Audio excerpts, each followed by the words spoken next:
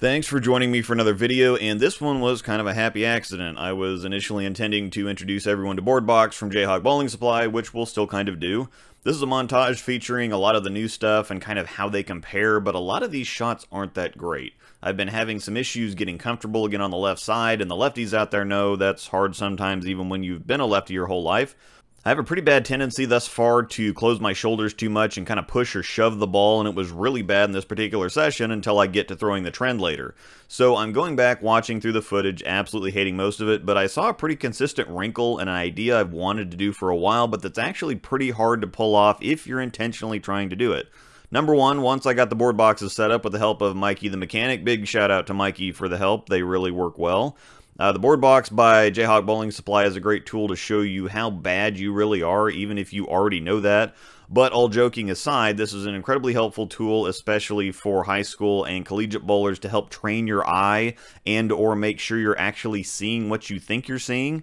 Now, if you're interested in checking these out for your team, or maybe you're a city or area association or center, or something that's wanting to offer some clinics or training classes, these in combination with something like a torch would be amazing. Give Jayhawk a call, talk to Russ Wilson, or any of the Hardmans, John, Alex, or Nathan. Any of them would be able to help you to get 1 or 10 of these. As you can see, they're pretty heckin' cool.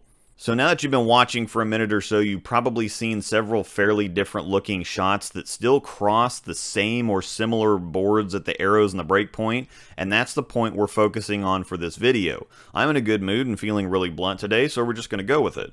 Two things that drive me insane are hearing "I hit my mark" followed by "Wow, I made a 2-and-1 off that last shot, I don't know what's going on out there." One thing you're going to see repeatedly throughout this video is me hitting marks with fair frequency, but literally missing everything else. I'm either dumping it, or spinning it, or bailing on it, or flagging it, or throwing it too hard, or missing it at the bottom, or pushing, or shoving it, or circling it, or flat missing it. Every single other way you can possibly miss a shot. But hey, I'm hitting my marks, right? Most of the time someone says they hit their mark, they didn't even hit their mark and something else happened on top of it. They threw it too hard or didn't quite catch it or anything else I mentioned. Sometimes it's even them trying to cover up a bad shot. They knew it was bad, didn't want to admit it was bad, so they blame transition. Other times I watch them miss 3 inside, the ball overhooks, then they act confused, so then they pull out some college bowler terminology, say they're going to make a 2-and-1 and try to jam it or play the shim or whatever other kind of nonsense they don't really understand, only to actually make a good shot and watch it sail through the break point, because what really happened is that they made a move on a bad shot because they can't actually see what they think they can. I've always thought shot shape was more important than just hitting marks or targets, because I think you can see a wide variety of results hitting really similar spots on the lane because of the wide variety of my misses. A move left or right with your feet is the most basic of moves, and often isn't actually the right move because you might be in the right part of the lane already. You may need to adjust speed or hand position or angle of rotation or tilt or whatever else. And before I get the questions, I can't really tell you when you should move and when you should stay put and change something else.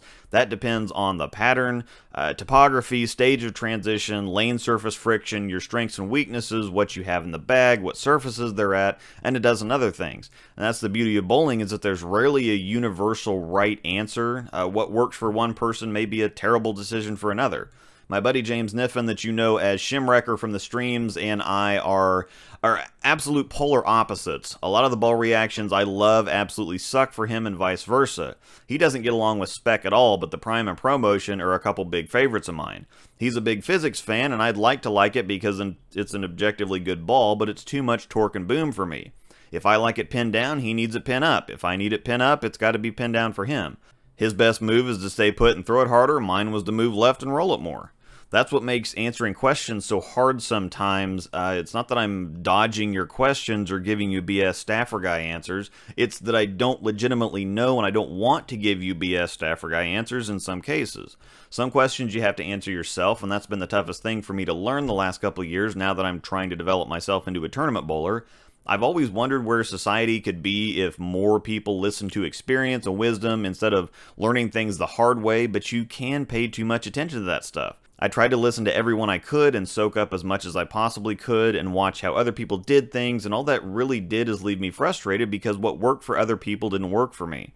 I always thought that that meant that I wasn't good enough, but what it meant is that I wasn't good at being someone else. There's a balance there, though. You can't just go your own way or stay inside your own head. There's plenty of valuable information to be had from people, but the middle ground or the key is to take the information and figure out how to use it your way, not theirs. So by all means, keep the questions coming. I like them. The majority of them are great questions, and I can answer most of them. You have to figure out how to work that stuff into your own game, though. Now, if you'll notice, the best the game has ever seen are rarely textbook. You have some classic form with some of them, but their games, how they approach ball reactions, stay within themselves, and go their own direction is what defines them.